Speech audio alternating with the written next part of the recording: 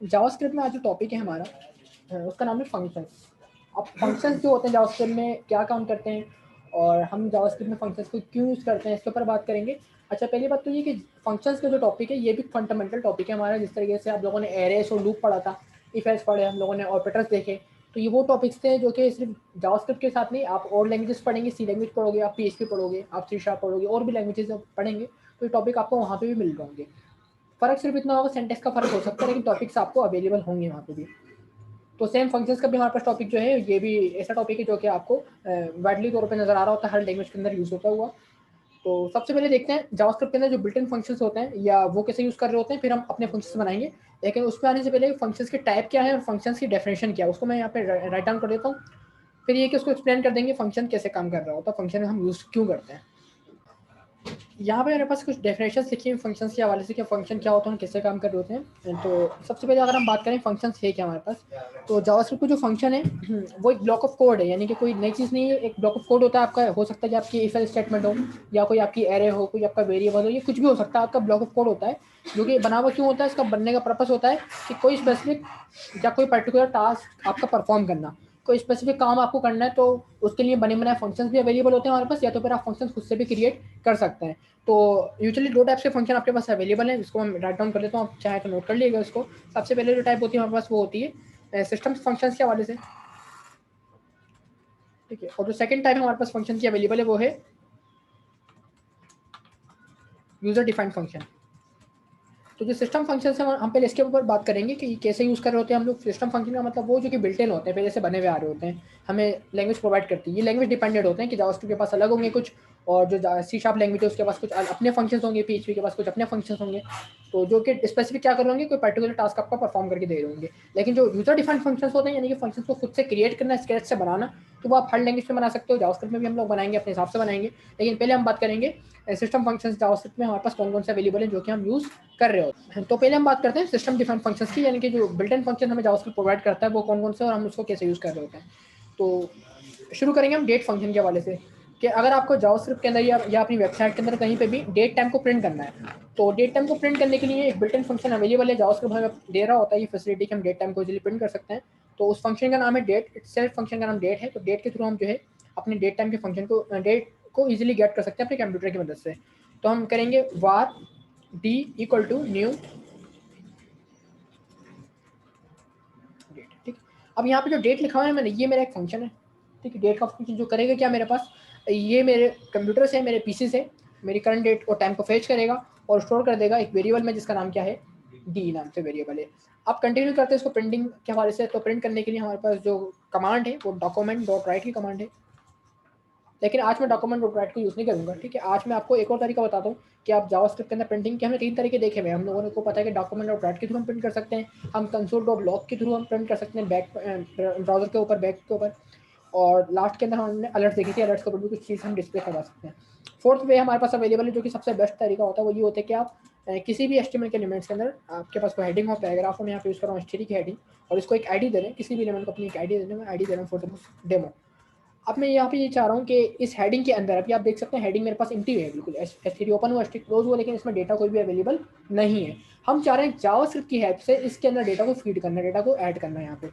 तो डेटा जो हमारा होगा वो बेसिकली डेट टाइम का डेटा है जो कि निकल के आ गया और सेव हो गया है डी के वेरिएबल में। अब हमें करना क्या है, इस डी के वेरिएबल को लेके जाना ऊपर H3 तक, H3 के अंदर पुट करना है उसको। जो डी की वैल्यू बनेगी वो बनेगी, हाँ, जो डी का डेटा होगा वो H3 की वैल्यू बन जाएगी मेरे पास।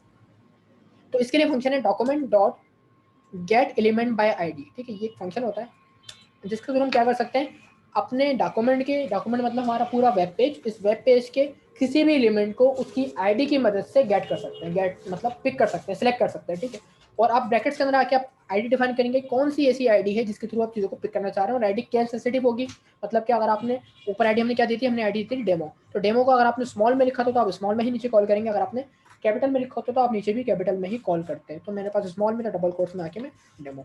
इससे क्या हो गया, मेरे जावास्क्रिप्ट ने क्या किया, डेमो वाली जो हेडिंग थी, पैराग्राफ तो कुछ भी था, उसके लिए सिर्फ ID देखनी है उसको, तो मेरे पास हेडिंग थी ना, तो उसने डेमो वाली हेडिंग को पिक कर लिया अब हम चाह रहे हैं पिक तो हो गई हेडिंग, इस हेडिंग के अंदर आके हमें यानी कि H3 ओपन H3 क्लोज के बीच में हमें इंटर होना है और यहाँ पे आके ऐड करना है अपना डी का डेटा प्रिंट करना है, ठीक है। तो हम यहाँ पे एक फंक्शन यूज करेंगे इसके साथ डॉट इनर HTML का फंक्शन, जो करता है क्या है HTML के अंदर, मतलब कि आपके जो टैग्स हैं HTML के एलिमेंट्स हैं हमारे पास ओपनिंग क्लोजिंग टैग, उसके बीच में आके ये क्या करेगा आपके डेटा को पुट कर देगा। Inner HTML equal to D कर देंगे आप, तो डी की जो भी वैल्यू होगी वो सेट हो जाएगी हमारी हेडिंग के ओपनिंग क्लोजिंग टैग के बीच में। तो मतलब क्या डेटा कहाँ पे आएगा हेडिंग का हमारे पास HTML में आएगा। सेट कहाँ पे किया था हमने मतलब गेट किया डेटा जावास्क्रिप्ट की मदद से, और सेट कहाँ पे करवाया हमने सेट करवाया H3 के जो हमारे पास टैग्स अवेलेबल है HTML अवेलेबल है वहाँ पे हमने सेट करवाया। हमने जावास्क्रिप्ट के अंदर ही प्रिंट नहीं किया, हमने स्ट्रिपिंग जो ओपन क्लोज हो रही है उसके अंदर प्रिंट नहीं किया, हमने प्रिंट किया जावास्क्रिप्ट से बाहर आके, यानी पूरी जो हमारी बॉडी HTML की चलती हुई आ रही है वहाँ पे आके हमने प्रिंट किया। इसको सेव करते हैं और एग्जीक्यूट करके दिखाते हैं क्या डेटा हमारे पास गेट हो रहा है या नहीं हो रहा है। रिफ्रेश किया तो आपको सामने जो है हेडिंग्स अवेलेबल है, ठीक है। और ये H3 की हेडिंग आई है, ठीक है। थोड़ा साइज बड़ा था इसका, मैं थोड़ा सा इसको दिखा देता हूँ, ठीक है। तो ये आपके पास जो H3 ओपन हुआ H3 क्लोज हुआ उसके बीच में आके डेट टाइम फेच हुआ और आपके पास आके डिस्प्ले हो गया। डेट टाइम मैंने कहीं पे मेंशन नहीं किया, कहीं लिखा नहीं। ये क्या हुआ, जो डेट का फंक्शन हमने देखा था ना, ये सारा काम इसका फंक्शन है काम है। फंक्शन ने क्या किया, उसका काम ये था कि जब भी उस फंक्शन को आप यूज़ करेंगे तो वो आपके कंप्यूटर की करंट डेट टाइम को फेच करेगा और आपके पास आके डिस्प्ले करवा देगा। ये डेट टाइम बेटा डायनेमिक है, आप इसको रिफ्रेश करोगे तो आपका टाइम वगैरह चेंज होता हुआ आपको नजर आएगा। देख रहे हैं जो सेकंड्स वगैरह चेंज हो रहे हैं तो आपके सामने है। और अगर आप इस डॉक्यूमेंट को कल या परसों ओपन करेंगे तो फिर ये होगा आपके पास डेट और डे भी चेंज हो रहा होगा। आज मंडे है, कल को ट्यूसडे यहाँ पे आ सकता है। तो डेट जो है आपके पास डायनेमिक आ रही है, स्टैटिक डेट नहीं। ये इसकी सबसे बेस्ट एग्जाम्पल आप जो देखते होगे जो फेसबुक वगैरह यूज़ करते हैं वहाँ पे हर स्पेसिफिक कमेंट के नीचे या पोस्ट के नीचे डेट टाइम मेंशन होता है कि इस पोस्ट को वो भी कितना टाइम हो चुका है। तो वो टाइम जो निकालते हैं स्टैटिक में लिखते हैं वो कि मतलब जो टाइम में डेट आ रही है वो स्टैटिक नहीं होती, वो डायनेमिक आती है पीसी से फेच होके। तो जिस तरीके से हमारे पास अभी आई है, तो ये हमने फंक्शन देखा यहाँ पे जिसके थ्रू हमने डेट को फेच किया। और एक तरीका हमने यहाँ पे देखा डॉक्यूमेंट को प्रिंट कराने का कि डॉक्यूमेंट के अंदर किसी भी एलिमेंट डॉक्यूमेंट के किसी भी एलिमेंट के अंदर अपनी जावास्क्रिप्ट का वेरिएबल या जावास्क्रिप्ट का डेटा किस तरीके से हम सेट करवा रहे होते हैं। दो तरीके हमने देख लिए। तो टॉपिक हमारा फंक्शंस के हवाले से, तो हमने सिस्टम फंक्शंस के अंदर या जो बाय डिफॉल्ट फंक्शंस होते हैं उनमें से हमने एक फंक्शन देखा डेट का फंक्शन। अब आगे फर्दर बढ़ते हैं और मजीद कुछ फंक्शंस होते हैं जो डेट के फंक्शंस हैं, डेट बोल रहा हूँ सॉरी, सिस्टम के जो फंक्शंस हैं उनको देखते हैं। फिर आगे हम अपने कस्टम फंक्शन भी बनाएंगे खुद से जो बना रहे होते हैं। कंटिन्यू करते हैं आगे। जिस तरीके से हमने डेट का फंक्शन देखा, इसके बाद कुछ मैथमेटिक्स फंक्शंस भी अवेलेबल हैं। जिस तरीके से अगर आपको पाई की वैल्यू गेट करनी है या किसी का आपको पावर वगैरह गेट करनी है, राउंड फिगर कोई वैल्यू शो करना है, तो उसके लिए भी बाय डिफॉल्ट फंक्शंस बने हुए हैं जिसको हम सिस्टम फंक्शंस कह रहे होते हैं। तो वो किस तरीके से हम यूज़ कर रहे होते हैं, तो उसके लिए हम ये कि डेट वाले जो काम है इसको मैं कर रहा हूँ कमेंट, इसकी मुझे फर्दर ज़रूरत नहीं है तो मैं इनको कर रहा हूँ कमेंट, ठीक है भाई।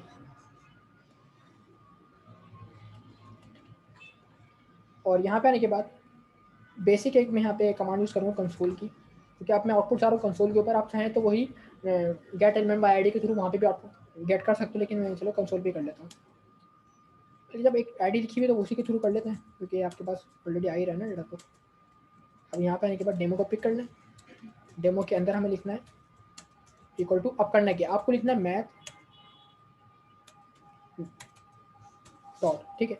अब जैसे आप डॉट करेंगे ना तो आपके पास कुछ फंक्शंस आ रहे हैं यहाँ पे जो कि आप मैथ के साथ यूज़ कर सकते हो। फॉर सपोज पाई की बात कर रहा हूँ मैं, तो क्या करेगा ये फंक्शन, हमने इनर एचटीएमएल का मतलब क्या होता है कि इस डॉक्यूमेंट की इस पर्टिकुलर एलिमेंट जिसकी आईडी है डेमो, उस डेमो के अंदर आना है आपको लिखना क्या है इक्वल टू मैथ, एक फंक्शन है जो क्या करेगा इसके अंदर उसके पास मल्टीपल ऑप्शन अवेलेबल होते हैं। तो हम मैथ में से निकालना है सिर्फ पाई की वैल्यू, पी आई पाई, ठीक है। तो अब क्या करेगा पाई की जो आपके पास वैल्यू है 3 पॉइंट समथिंग 3.14 और आगे पूरी वैल्यू होती है, तो वैल्यू आपके पास गेट होगी, ठीक है। और स्टोर कहाँ पे हो जाएगी, इनर एचटीएमएल के थ्रू हो जाएगी स्टोर डेमो नाम के आईडी के अंदर। डेमो नाम की आईडी आपके पास अवेलेबल है H3 के पास। सेव करते हैं इसको और जरा चेक कर लेते हैं कि आप पाई की वैल्यू हमें गेट हो रही है या नहीं हो रही है। तो आपके सामने पाई की वैल्यू गेट हो गई। ये वैल्यू मैं कहीं लिखी नहीं डॉक्यूमेंट में, ये वही जिस डेट की लिखी थी, डेट भी ऑटोमेटिक आई थी फंक्शन की मदद से, सेम पाई की वैल्यू भी ऑटोमेटिक आई फंक्शन की मदद से। तो ये सारे वो फंक्शन हैं जो कि जावास्क्रिप्ट हमें प्रोवाइड करके दे रहा होता है। आगे बात करते हैं कुछ फंक्शंस और भी हैं वैसे हमारे, जैसे हमने ये कर लिया पाई को गेट करा लिया, ठीक है। उसके बाद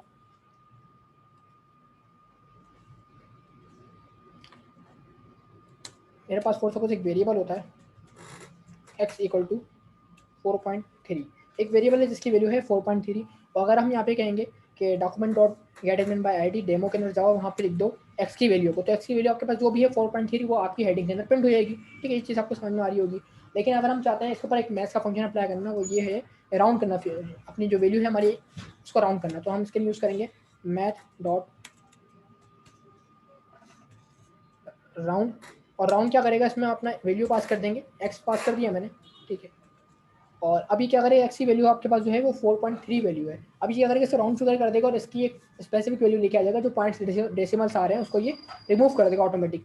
तो आपके पास वैल्यू सिर्फ क्या रह जाएगी, 3 रह जाएगी, क्योंकि 4.3 जो था 4 से ज़्यादा करीब था, तो यही वैल्यू रह गई आपके पास। अगर ये वैल्यू होती फॉर सपोज 4.7, तो अब ये राउंड फिगर करके इसको कर देता 5। ठीक है, तो ये बेसिक सा रूल है राउंड फिगर करने का, तो वही जावास्क्रिप्ट यूज़ करता हुआ हमें नज़र आ रहा है। तो हमने बाई में मेथड देख लिया हम लोगों ने राउंड मेथड देख लिया। इसके बाद हम पावर का मेथड होता है हमारे पास, वो भी देख लेते हैं, पावर कैसे हम यूज़ कर रहे होते हैं। तो इसके लिए ये होता है कि आपके पास फॉर सपोज एक्स की वैल्यू 4 होती है। ठीक है, अब यहाँ पे हम चेक करते हैं कि हम किसी भी नंबर की, किसी भी वेरिएबल की पावर कैसे निकालनी है हमारे को। तो हम पावर के लिए POW का मेथड है, और यहाँ पे हम एक तरफ लिखेंगे हमारा वैल्यू जो कि है 4, एक्स की value equal to 4, comma add करना और आपको पावर देनी है कि इसको कितनी दफ़ा आपको मल्टीप्लाई करना है। फॉर सपोज मैं करता हूँ 2, तो एक्स की पावर 2 का जो भी आंसर बन रहा होगा हमारे पास वो शो हो जाएगा। एक्स की पावर, एक्स जो है हमारे पास 4 है यहाँ पे, तो देखा जाए तो 4 की पावर 2 जो भी बनती है वो आपके पास शो हो जाएगी 16। ठीक हो गया, ऐसे होगा। आगे बढ़ते हैं इसको, और अगर पावर थोड़ी सी बढ़ाता हूँ मैं, 3 करता हूँ, तो एक्सपोनेंशियल ग्रोथ हो जाएगी इसकी 64। ठीक है, फिर करेंगे तो 1 to 8 हो जाएगा। ठीक हो गया, तो इस तरीके से वर्क हो रहा होता है। तो ये पावर निकालने के लिए भी बाय डिफॉल्ट, यानी कि आप उसको मैनुअल भी कर सकते थे, मल्टीप्लाई करना होता है आपको पता है, लेकिन ये है कि ये इसने ऑटोमेटिक कर दिए। 2 पैरामीटर्स लेता है मैथ डॉट पावर का जो फंक्शन है, 2 पैरामीटर्स लेगा, एक तरफ वैल्यू कौन सा नंबर है आपका, दूसरी तरफ उसकी पावर कितनी बढ़ानी है आपको। 2, 4, 5, 6 जितने बढ़ाएंगे तो नंबर आपके ऑटोमेटिक मल्टीप्लाई पीछे कर रहा है। ये जो मैथ डॉट पावर का फंक्शन है ऑटोमेटिक मल्टीप्लाई कर रहा है, लेकिन क्योंकि फंक्शन है तो हमें नजर नहीं आ रहा मल्टीप्लाई करते हुए। तो ये इस तरीके से हमने एक और मेथड देख लिया मैथ डॉट पावर का। अच्छा, एक और फंक्शन है हमारे पास मैथमेटिक्स का वजह से, वैसे फंक्शंस तो और भी अवेलेबल है, लेकिन हम जो है ना बेसिक्स देख रहे हैं। बाकी फंक्शंस की अगर आपको रिक्वायरमेंट होती है, क्योंकि ये ऐसी चीज़ें जो कि आपको वेबसाइट पे यूजुअली देखने को नहीं मिलती। अगर आपकी साइट ही कोई ऐसी है, कोई आपने कन्वर्टर बनाया हुआ है, ठीक है, कोई आपके पास कैलकुलेशन की साइड से कोई मैथमेटिक्स का काम हो रहा है साइट के ऊपर, तो फिर तो आपके फंक्शन यूजफुल होंगे। लेकिन नॉर्मली हम वेबसाइट्स की डिज़ाइनिंग में इसका इतना यूज़ नहीं कर रहे होते फंक्शंस का। लेकिन फिर भी हमने पावर वगैरह देख लिया, तो एक और फंक्शन अवेलेबल है हमारे पास स्क्वायर रूट का। किसी भी नंबर का अगर आपको स्क्वायर रूट जानना है, वैसे तो आपको फार्मूला पता होगा, लेकिन अगर जावास्क्रिप्ट की मदद से आप जानना चाहते हैं कि किसी भी नंबर का स्क्वायर रूट है क्या, तो आप क्या करेंगे, फंक्शन का नाम चेंज करते हैं। यहाँ पे मैथ डॉट SQRT आएगा। ठीक है, SQRT हमारे पास फंक्शन का नाम है, और यहाँ पे अपनी वैल्यू पास करेंगे जो कि है एक्स के पास। अब एक्स के पास है 4, तो मतलब 4 का स्क्वायर रूट क्या बनेगा, तो हमारे पास आके डिस्प्ले हो रहा होगा। तो चेक करते हैं, 4 का स्क्वायर रूट 2 है। ठीक है, वैल्यू चेंज करते हैं, 14 की बात कर लेते हैं, 14 का स्क्वायर रूट हमारे पास क्या होगा। ठीक हो गया, तो ये स्क्वायर रूट निकालने का बेसिक सब फंक्शन है हमारे पास, इसको भी आप यूज़ कर सकते हैं अपने मैथ्स के अंदर। अच्छा, अब आगे बढ़ते हैं और फर्दर देखते हैं कि हम ये जितने भी फंक्शंस अभी हमने देखे वो सारे के सारे देखे थे सिस्टम फंक्शंस, जो कि बने हुए मिल रहे थे, हमें सिर्फ यूज़ करना था, अपनी वैल्यू देनी थी इनको, ये हमें कुछ ना कुछ आउटपुट रिटर्न कर रहे होते हैं। लेकिन अब देखते हैं फंक्शन स्क्रैच से बनता कैसे है। तो उसको देखने से पहले हम देख लेते हैं फंक्शन होता क्या है। देखें, फंक्शन मैंने आपको जैसा बताया कि एक ब्लॉक ऑफ कोड है, जिसको हम क्या कर रहे होते हैं कि जब भी हमें इस कोड की ज़रूरत होती है, ठीक है, whenever we need this particular piece of code, तो हम क्या करते हैं, इस पर्टिकुलर फंक्शन को क्या कर रहे होते हैं, इन्वॉक्स कर रहे होते हैं। इन्वॉक्स की मीनिंग क्या होती है, तो लिखा हुआ है अ function is executed when it's invoking. Invoking या इन्वॉक का मतलब होता है कॉल करना, बेसिकली इसको मेंशन करना। फंक्शन का कोड जो भी होगा ना बेटा, वो होल्ड होगा आपके पास। अभी तक हमने जो भी प्रोग्रामिंग करी है, अभी हमने काम किया, उसमें ये देखा है कि कोड हमने लिखा, एग्जीक्यूट हो गया फ़ौरन से, लेकिन फंक्शन का कोड एग्जीक्यूट नहीं होता। फंक्शन को जब एग्जीक्यूट होता है, जब आपको उसकी ज़रूरत है, आप उसको उसकी नीड है, तो आप क्या करेंगे, कॉल करेंगे फंक्शन को बकायदा। जब फंक्शन को आप कॉल कर रहे होते हैं, तो फिर कोड आके आपका एग्जीक्यूट हो रहा होता है, और जितनी दफ़ा आप कॉल करते हैं फंक्शन को, उतनी दफ़ा वही कोड आपका अगेन एंड अगेन रिपीट होता हुआ नजर आ रहा होता है। जैसे फॉर सपोज इसकी सबसे बेस्ट एग्जाम्पल, आप जो चैटिंग करते हैं व्हाट्सअप हो या कोई भी आपका मैसेंजर ऐप हो, तो उसमें क्या होता है कि जो डिफ बना हुआ है, जिसमें आपका मैसेज का बॉक्स जो होता है, जिसका मैसेज हमारा पुट होता क्या आता है, बेसिकली डिफ है, उसकी एक विड हाइट है, कलर्स हैं, बॉर्डर्स वगैरह हैं, फॉन्ट्स वगैरह हैं, लेकिन वो डिफ डिस्प्ले में नहीं आता जब तक आप कहीं पे चैटिंग शुरू नहीं करते। जैसे आपने चैटिंग शुरू करी तो डिफ आपके पास अपेयर हो गया, और जब जब आप चैट कर रहे हो तो आपका डिफ क्या हो रहा है, इंक्रीज हो रहा है।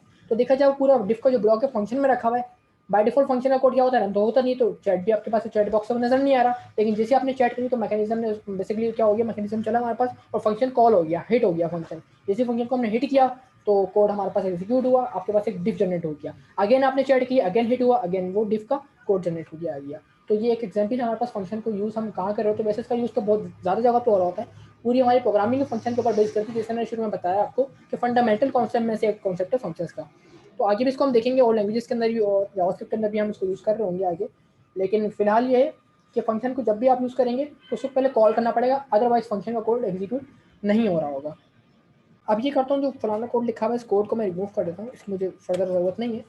और फंक्शन बनाने का तरीका और सिंटैक्स देख लें वो क्या है। सबसे पहले आपको लिखना फंक्शन का कीवर्ड और उसके बाद आएगा आपका फंक्शन का नाम। फंक्शन का नाम यूनिक होना चाहिए, जस्ट लाइक आपकी वेरिएबल्स यूनिक बनाते हो आप, वैसे फंक्शन बना सकते हो। मैं दे रहा हूँ यहाँ पे माई fun शॉर्ट फॉर्म में, ठीक है। और ब्रैकेट्स आएंगे और इस तरीके से आपके पास कर्ली ब्रैकेट्स आ जाएंगे जो आपकी फंक्शन की बॉडी खिलाएगी। ये आपका कोड है, यहाँ पे आप ये फंक्शन की बॉडी। बेसिकली बॉडी में क्या होता है आपको पता है, कोड होता है जो कि एग्जीक्यूट होने वाला होता है, ठीक है भाई।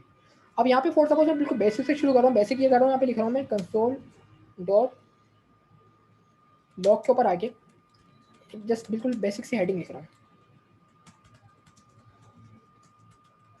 ये मेरा टेक्स्ट है।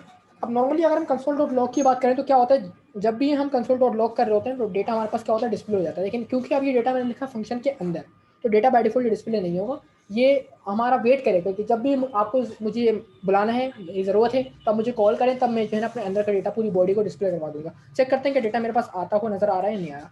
सेव किया, एग्जीक्यूट किया और चलते हैं ज़रा कंसोल की तरफ। और यहाँ पे आने के बाद कंसोल पे देख रहे हैं आपके पास कोई भी आउटपुट नहीं आ रहा। हालांकि हमने कंसोल डॉट लॉग के अंदर लिखा हुआ है हेलो फंक्शन, लेकिन वो कमांड क्यों नहीं आई, क्योंकि फंक्शन के अंदर लिखी है, फंक्शन को कॉल नहीं किया आपने। कॉल करने का तरीका क्या होता है, फंक्शन बंद होगी, आप कॉल करने के लिए फंक्शन का नाम लिखोगे, आप जो भी फंक्शन का नाम था आपके पास, और ब्रैकेट्स लगा देंगे इसी तरीके से जिस तरीके से आपने बनाते दौरान लगाया। तो लास्ट में लगा दोगे टर्मिनेटर। तो ये हो गया फंक्शन इन्वोक, ठीक है। इसको इन्वोक भी कह सकते हो, इन्वोकिंग कर लिया अपने फंक्शन में, कॉल कर लिया, सेव किया आपने प्रोग्राम को, करते हैं एग्जीक्यूट। तो आपके सामने वो हेडिंग आ गई है। अब जब जब आपको चाहिए एक कोड को, ठीक है, इस कोड को, तो आप क्या करेंगे, उतनी दफ़ा फंक्शन को करेंगे एग्जीक्यूट। इसमें कोई लिमिटेशन नहीं कि आप एक फंक्शन को एक ही दफ़ा कॉल कर सकते हैं। You can call as you want, ठीक है। सेव किया मैंने और करते हैं एग्जीक्यूट।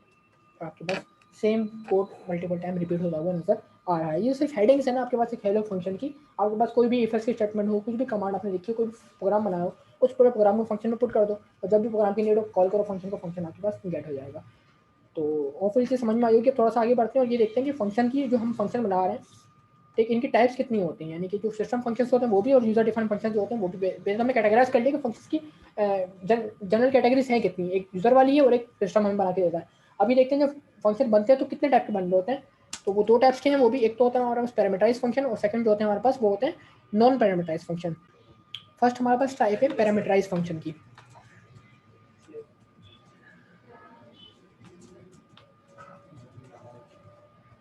जो सेकंड टाइप होती है हमारे पास वो होती है नॉन पैरामीटराइज।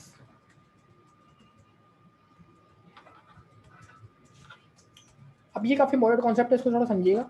पैरामीटर का मतलब होता है एक ऐसी वैल्यू जो कि फंक्शन जब भी कॉल कर रहे होते हैं फंक्शन को आप, तो फंक्शन को एक वैल्यू देते हो, तो वो वैल्यू कहलाती है पैरामीटर हमारा। तो कोई फंक्शन ऐसा होता है जो कि वैल्यू हमसे लेता है, कोई फंक्शन ऐसा होता है जो कि वैल्यू हमसे नहीं लेता। इसके सबसे बेस्ट एग्जाम्पल अगर आप देखें, अभी हमने थोड़ी देर पहले क्या किया था, डेट को यूज़ किया था। डेट को हमने क्या किया, डेट लिखा, ब्रैकेट ओपन के क्लोज किए, और डेट हमारे पास आ गई। जिस तरीके से हमने अभी देखो बनाया फंक्शन अपना वाला, और इस फंक्शन को भी जब हमने कॉल किया तो सिर्फ क्या किया, फंक्शन का नाम लिखा, ब्रैकेट्स किए, ओपन क्लोज, और फंक्शन का जो डेटा था वो फेच होकर आ गया। कोई इसमें वैल्यू पास हमने नहीं करी। मतलब ये कौन सा फंक्शन है, ये है नॉन पैरामीटराइज फंक्शन।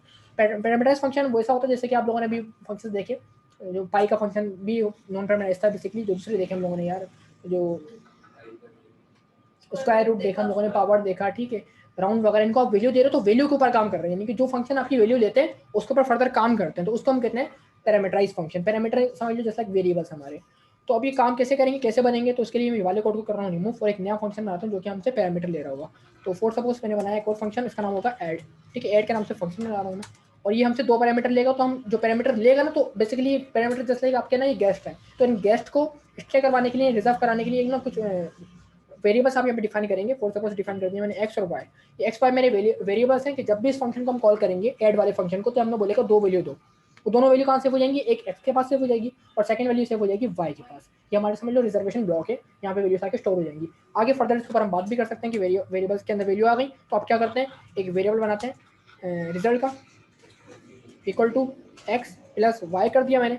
और एक्स प्लस वाई की वैल्यू हमें पता कहाँ से मिलने वाली है, हमें मिलने वाली फंक्शन जब कॉल होगा वहाँ से, ठीक है।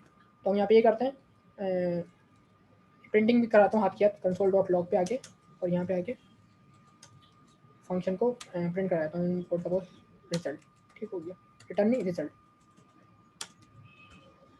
सेव और अब करते हैं फंक्शन को कॉल। अब जब भी आप फंक्शन कॉल करेंगे ऐड वाले फंक्शन को, फंक्शन का नाम आपका ऐड था, तो इसको आपने जब डिफाइन किया था फंक्शन तो उस टाइम पे लिखा था कि मैं आपको 2 पैरामीटर दूंगा, तो आपको यहाँ पे 2 नंबर्स देने पड़ेंगे। तो आप दे रहे हैं फॉर सपोज 3 एंड 6 दिया मैंने और किया एग्जीक्यूट। ठीक है, तो हमने क्या किया, फंक्शन कॉल हुआ, 3 चला जाएगा x के पास और जो है ना 6 चला जाएगा y के पास, दोनों ऐड होंगे, रिजल्ट में जाएंगे और रिजल्ट हमारे पास डिस्प्ले कर देगा। सेव करते हैं, कोड को करते हैं एग्जीक्यूट। आपके सामने आंसर नजर आ रहा है। अभी तो हमने वैल्यूज खुद से दिए, वैल्यूज आप वेरिएबल के थ्रू भी ले सकते हो, और जो हमने 3 और 6 दिए आप प्रॉम्प्ट के थ्रू ले सकते हो वैल्यूज को। तो वैल्यूज तो आपके ऊपर है कि आप इसको किस तरीके से आगे फर्दर लेके जाते हो। ठीक है, इसकी एक सबसे बेस्ट एग्जाम्पल कर लेते हैं, फिर आगे इसके ऊपर बात करेंगे। इसको कोड को कर रहा हूँ मैं रिमूव, और इसकी एक रियल लाइफ एग्जाम्पल मैं आपको बता देता हूँ कि ये काम होगा कैसे। यहाँ पे मैं एक एप्लीकेशन क्रिएट करता हूँ फंक्शन को यूज़ करते हुए, जो करेगी क्या, आपसे आपकी वैल्यू लेगी बेसिकली फ़ारेनहाइट फॉर्म में और उसको कन्वर्ट कर देगी, जो हमारा सेंटीग्रेड फॉर्म होती है ना, सेल्सियस फॉर्म जो होती है उसके अंदर कन्वर्ट कर देगी। तो इसके लिए हम फंक्शन क्रिएट करते हैं पहले तो, और फंक्शन का मैं नाम यहाँ पे रखता हूँ 2 सेल्सियस। ठीक है, IUS, ठीक हो गया। और यहाँ पे हमारे पास एक पैरामीटर होगा, यानी कि एक वैल्यू आएगी। कहाँ से आएगी वैल्यू, हम दे रहे हैं वैल्यू प्रॉम्प्ट से, प्रॉम्प्ट बनाया और यहाँ पे मैं लिख रहा हूँ यहाँ पे इंटर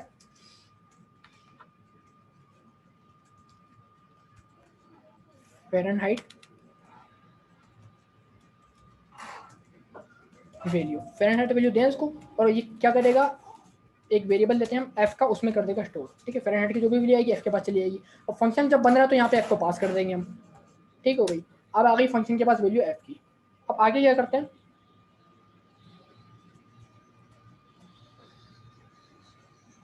इसको करवाते हैं हम रिटर्न, और यहाँ पे आके एक फार्मूला अप्लाई होगा जो कि कन्वर्ट करेगा बेसिकली हमारी फ़ारेनहाइट वैल्यू को, जो सेल्सियस हमारे पास अमाउंट है जो यूनिट से उसके अंदर कन्वर्ट कर देगा। तो फार्मूला इसका है 5/9 मल्टीप्लाई बाय जो भी फ़ारेनहाइट की वैल्यू थी हमारे पास। ठीक है, एफ में थी वो, तो हमें तो नहीं पता क्या है, 102 है 103, जैसे हमारे पास जो फीवर होता है वो फ़ारेनहाइट्स में होता है।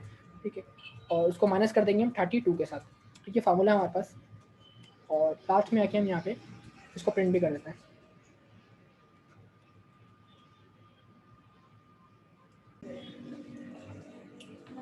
ओके, तो मैं यहाँ पे आता हूँ, लिखता हूँ document dot gate element by ID, और यहाँ पे आके डेमो लिखा मैंने, डॉट डेमो, क्योंकि मेरे पास आईडी बनी हुई है मेरे ख्याल से, एक दफ़ा मेक श्योर करते हैं आईडी है वो बिल्कुल मौजूद है, आईडी डेमो। ठीक है, और यहाँ पे इनर एचटीएमएल इक्वल टू, तो यहाँ पे आके फंक्शन को कॉल करें, कॉल नहीं किया ना फंक्शन को, भी कॉल किया हमने दोबारा फंक्शन को, और यहाँ पे वैल्यू पास कर दी हमने। वैल्यू हमें कहाँ से मिल रही है, आपको पता है वैल्यू हमें मिल रही है प्रॉम्प्ट के थ्रू। प्रॉम्प्ट को बेसिकली कट करके ले आते हैं यहाँ पे नीचे, इधर ले आते हैं, बिल्कुल ऊपर ही ठीक था। देखते हैं अगर कोई इशू ना हो तो हमारे पास, और फिर सब चीज़ें सही होंगी तो हमारे पास वैल्यू भी कन्वर्ट कर देगा। तो ये आ गया एफ यहाँ पे। ठीक है, और ये एफ की जो वैल्यू होगी हमें पता है कहाँ से मिल रही है, हमें मिल रही है प्रॉम्प्ट के थ्रू। फोर्स आपने ऐड किया 101 गया एफ के पास, और एफ से होता हुआ गया बेसिकली फंक्शन के पैरामीटर के अंदर, पैरामीटर से किया एफ के यहाँ पे, और यहाँ पे फार्मूले के अंदर पुट हो गया, और यहाँ पे आके रिटर्न हो गया पूरा। रिटर्न का मतलब ये है कि जब फंक्शन पूरा एग्जीक्यूट हो जाएगा तो हमें एट द एंड कोई वैल्यू दे रहा होगा, कन्वर्ट हुई हुई वैल्यू दे रहा होगा। सेव करते हैं कोड को और ज़रा करते हैं एग्जीक्यूट। सेव किया मैंने, 101 दिया मेरे पास तो रिकॉर्ड आ गया, कन्वर्ट कर दी इसने वैल्यू हमारे पास, और 104 किया तो रिकॉर्ड कन्वर्ट हो गया। तो इस तरीके से हमने फंक्शन की एक रियल